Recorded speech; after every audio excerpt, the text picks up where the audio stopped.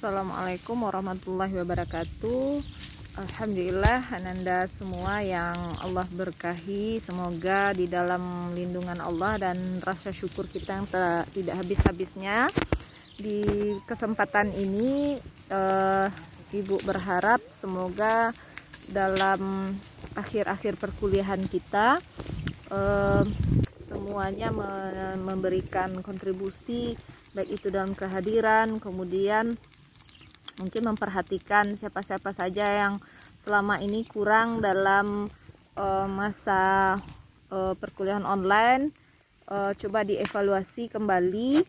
Ada beberapa mungkin yang tidak hampir makalah di kelas B atau mungkin belum sempurna. Silahkan nanti saudara evaluasi dan dihubungi dosen masing-masing, tidak hanya untuk perkuliahan BK ya. Baik, pada kesempatan ini Ibu akan memberikan sedikit permasalahan tentang apa yang telah kita diskusikan selama ini tentang konseling dan bimbingan konseling. Secara esensi, kenapa seorang guru BK harus mempelajari permasalahan konseling ini? Kita sudah mengetahui ya, awal sejarah konseling ini di Indonesia pada dasarnya diawali dengan secara formalnya tahun 1990, itu ketika dibuka SMA Teladan, dan ketika itu dibutuhkan dan ditempatkan oleh pemerintah untuk melaksanakan konseling terhadap siswa-siswa teladan. Jadi dicatat pada awalnya berdiri sejarahnya di Indonesia saja, konseling itu adalah bukan hanya untuk mengatasi masalah-masalah siswa yang mempunyai kesalahan dan problematika mental ataupun perilaku akhlak. Justru lahirnya konseling itu diawali dengan pendampingan terhadap siswa-siswa yang berprestasi ya. Itu sekitar tahun 90-an. Nah, jadi kita patut sebagai guru PAI memperhatikan sejarah ini agar nanti kita paham, oh ternyata konseling ini memang diberikan kepada seluruh siswa, pendampingan. Latar belakangnya mungkin bisa kita lihat dari sistem kurikulum kita yang sungguh sangat padat, waktu yang sangat mepet, jadi butuh sekali bimbingan pendampingan terhadap siswa-siswa yang itu mungkin tidak akan tercapai hanya dilaksanakan ketika di kelas. Selanjutnya, Romlah di tahun 2006 juga memaknai proses pemberian bantuan secara sistematis dan berkelanjutan.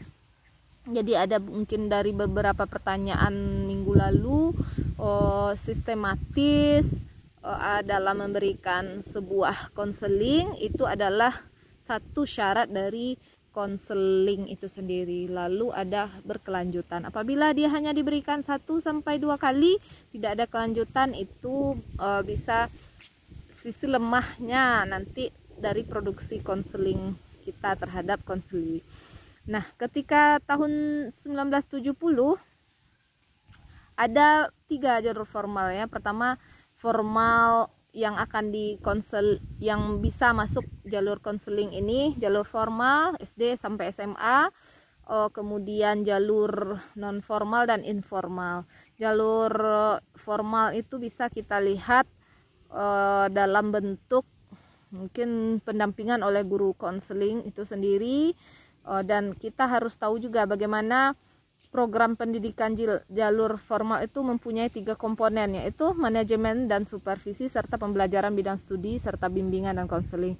Jadi dia sudah masuk sejak tahun 1975 itu sistem dan metode dalam manajemen dan supervisi di pembelajaran jalur formal ya. Kemudian kita juga harus tahu apa sih tujuannya konseling ini di dalam dunia formal, karena memang saudara nanti akan terkait di dunia formal pendidikan. Bukan berarti kesempatan kita di dunia non formal dan informal sedikit, bukan berarti seperti itu, tetapi mungkin fokus kita di sini ke pendidikan formal, yaitu pertama merencanakan kegiatan untuk penyelesaian studi.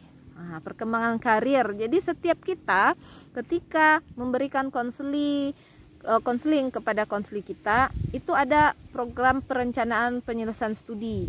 Kemudian mengembangkan seluruh potensi dan kekuatan, itu salah satu bentuk dari keunggulan adanya konseling ini. Kemudian menyesuaikan diri dengan lingkungan agar siswa dapat menyesuaikan diri dengan lingkungan.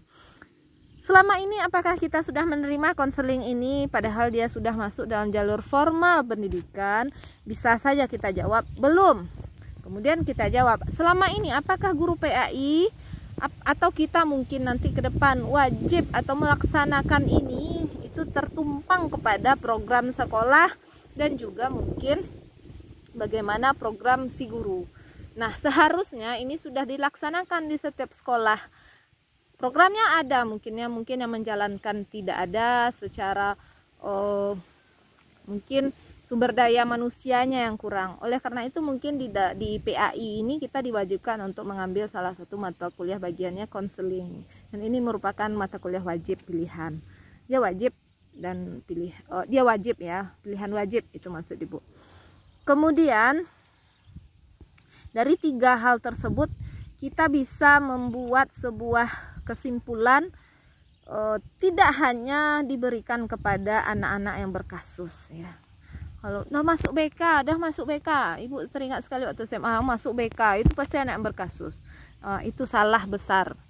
Selanjutnya kita harus tahu juga bagaimana bimbingan konseling ini di formal. Kita harus ada pemahaman, fasilitas, penyesuaian, adaptasi dan bagaimana menyalurkan anak-anak itu kepada hal yang baik dan pencegahan apabila ada konseli yang mungkin melaksanakan pelanggaran, kita harus mencegah, nampak bibitnya kita cegah dari awal. Dan terakhir untuk penyembuhan. Jadi banyak sekali dari tugas-tugas konselor ini ya. Nah, saudara yang Ibu doakan semoga kita diberkahi selalu ya dalam setiap pertemuan-pertemuan kita. Mudah-mudahan dari ulasan tadi kita bisa memahami bahwasanya seorang konselor itu mempunyai tugas yang berat. Salah satu mungkin kontribusi kita sebagai orang akademik, salah satunya mungkin dengan membuat bagaimana tulisan-tulisan tentang konseling, konselor dan konseli, kemudian kedudukan konseling dan konselor di PAI. Banyak sekali kedudukan para konselor ini di bidang PAI itu sangat tinggi sebenarnya posisinya.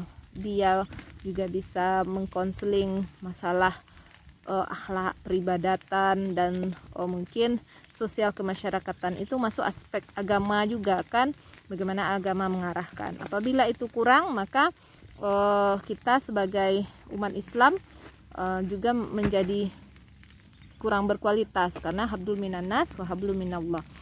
Baik, terima kasih. Mudah-mudahan bisa diperhatikan semua. Mohon maaf dengan segala keterbatasan yang kita sudah jalani selama ini. Mudah-mudahan minggu depan kita sudah bisa soal-soal sudah Ibu siapkan juga ya. Mungkin istirahat. Kalau tidak salah tanggal 21 kita sudah selesai. Dan terakhir Ibu mohon maaf segala kekurangan yang terjadi apabila ini akhir dari perkuliahan. Mungkin kita bertemu di semester berikutnya. Tetap semangat Ananda semua. Assalamualaikum warahmatullahi wabarakatuh. Nanti boleh ada pertanyaan ya. Ada pertanyaan mungkin yang masih bingung ini sebenarnya pelajaran seperti apa. Berarti saudara perlu membaca lagi. Tetapi mungkin ada pertanyaan terkait yang Ibu jelaskan atau terkait yang sebelum-sebelumnya boleh ya, yang belum Ibu jawab. Kadang ada waktu masanya Ibu tidak aktif di WA. Terima kasih. Assalamualaikum warahmatullahi wabarakatuh.